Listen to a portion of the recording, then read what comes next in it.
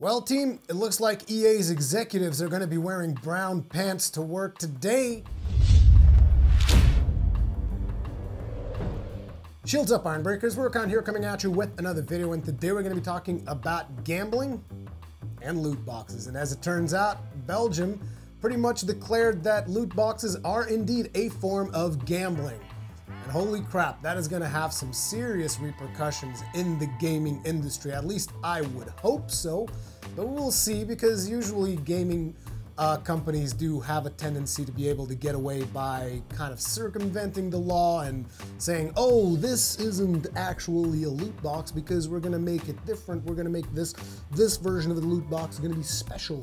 So we'll see how that all pans out. But for now, things aren't looking all that well for them. Oh no, they're not.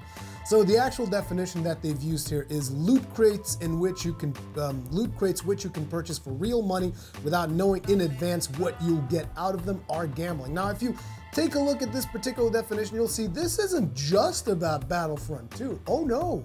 This particular definition goes after Overwatch, it goes after CSGO, it goes after like pretty much every game that has any kind of loot box in it, because let's face it, the publishers don't really want you to know what you're going to get inside that loot box, because that's the whole key to keeping you addicted. It's like you just, oh, I'll just buy one more loot box. The next one's gonna have the skin that I want for sure. So, you know, this particular definition is very wide-reaching, and it's going to reach a lot of video games. Now, let's hope that in the middle of enforcing this law, if it actually gets passed as law, because at this point it's just like the Gaming Commission has decided that it is gambling, so now they need to, you know, create legislation around it. Now, the Belgian Minister of Justice, Koen Geens, told VTM, which is their local outlet that broke this news, that he would like to ban such systems from being implemented in games at all, both in Belgium and Europe at large. So they're actually going to be bringing this issue to Europe, and if they succeed in applying this issue to Europe, well, let's just say Europe's a pretty big market. And I know some people in the States are going to be like, oh, that's just Europe. Well, just Europe, it's pretty big. Europe turns out is going to be, it is a very important part of video games when it comes to, you know, selling video games, because it's a pretty big continent and there's a lot of people in it. Therefore, obviously they want the market towards Europe and not just the States. But don't you worry about that, because we'll have some things to talk about in the States as well. But before we get there, I should mention that Battlefront 2's loot boxes are actually purchased through crystals. So in a way, that tells me that they're looking at, you know, already making that conversion. To them, crystals are just like real money, which in all essence they are. So I'm not sure if companies are going to be able to circumvent this by creating the fake currencies like they've been doing, because I mean, let's face it, this particular case was analyzing Battlefront 2, and Battlefront 2's loot boxes are being purchased through crystals, which means they're already taking that shit into account. So a lot of companies are probably thinking, oh, we can still get away with it because we got our fake currency. So it's actually, people are not buying the loot boxes for money, they're buying it for this fake currency that we have here. No, I don't think you're going to be getting away with that. Again, this investigation all focusing around Battlefront 2 to begin with. But now my question is, what about if we know the percentages of what we can get on those loot boxes? Does that then make it so that we know what we're getting? Because the definition specifically says, purchase for real money without knowing in advance what you'll get out of them. So does that mean if they tell you, oh, there's 10% chance of getting this, 15% chance of getting that, and they just give you like a huge list? You know, how does that gonna work? If they just completely reveal all the percentages of getting all of the items in the loot box, does that mean that then I know what I can get out of the loot box? I'm hoping that they take all of this shit into account, because I know for a fact that gaming publishers are. They're scrambling right now all over the place, just like trying to figure out, okay, how can we circumvent this shit? How can we still put in those loot boxes? How can we still get people addicted to this fucking Skinner box system we got going here? We need to make sure we keep this shit going, you guys, because we need that sweet money, you know? As a matter of fact, this particular thing also classifies for FIFA's Ultimate Team.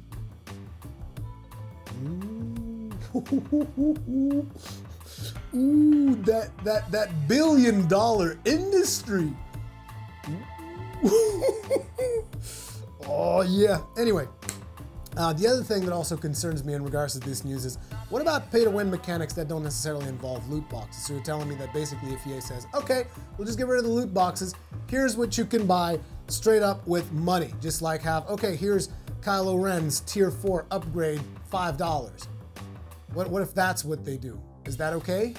Is that gonna work? Because like that's the stuff that we gotta be thinking about. Now, luckily, on top of the Belgium Gaming Commission declaring that these loot boxes are gambling, Hawaii has joined the fight. Oh yes, and Hawaii, for those of you that may not be aware, is actually a state in the United States. Therefore, a United States senator is getting involved in this discussion. And he actually was talking about how this is pretty much about predatory practices in online gaming and their impacts on families. So the Hawaii speech, which was uploaded onto YouTube, is actually much more wide-reaching than just loot boxes. He's just straight up saying predatory practices in online gaming. So this even goes way beyond the scope. Like, this goes all the way into mobile gaming, which we all know how predatory that shit is. We're talking like specific going after Candy Crush with this shit. It all began with Battlefront 2, but like the way this is going, this is gonna be some serious business if they actually manage to pull this shit off. As a matter of fact, one of my favorite quotes from that senator's speech was how Star Wars is basically Battlefront 2 is basically a Star Wars themed casino designed to lure kids into spending money. It's a trap. It's a trap! Oh my God. That was just so classic the way you went with that. So they're going to be working on legislation to prohibit the sale of these games to underage teens. I'm saying teens specifically because I kind of feel like that's a demographic, because if you're over 21, essentially you can do whatever you want with your money. You can buy Battlefront 2 and you can spend all the money you want on it because you're over 21, you're legally an adult, you can be exploited if you so choose to do so. But they also want to be prohibiting different kinds of mechanics within those games. So I'm assuming, again, he's talking about the predatory practices, so shit like pay to win on a AAA game. That is going to be something that hopefully they will be looking at. Also, they say how they are going to be talking to other states, and there are already other states that are showing interest in supporting this kind of action, which again, it's all good news as far as I can tell. And one of the last things that they say in that video is that it is time to address these issues before they become the norm for every game. It's like Christmas come early in a way. Now, here's the problem. Like I told you guys, whenever governments get involved in regulating things don't always come out the way that we want. So we need to make sure that everyone is paying close attention to every single change that is made from this point onwards.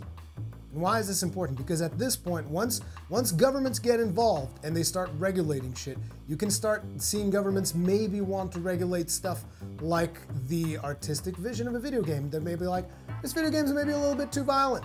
Maybe make it a little bit less violent. Maybe cut down on the blood a little bit. You know? That's the kind of stuff that I'm very scared might happen. The declarations being made here, both from Belgium and Hawaii, are mostly in regards to loot boxes, and gambling, and predatory online practices. And so long as they stick that way, it's all good. The second the government starts talking about how they want to, interfere with the game's creative vision, though, that's when we got a problem. So we gotta stay alert. Gotta stay alert. But anyway, overall, it's, I would say, a pretty good news day, in a way. I'm actually happy to be reporting on this particular bit of news because it's interesting to see how the conversation is going to develop from this point onwards. Where this was basically, finally, someone put their foot down and said, no, this is gambling. This is not okay. You guys have been pushing it way too far. And now you're gonna have to deal with the repercussions. The chickens have come home to roost.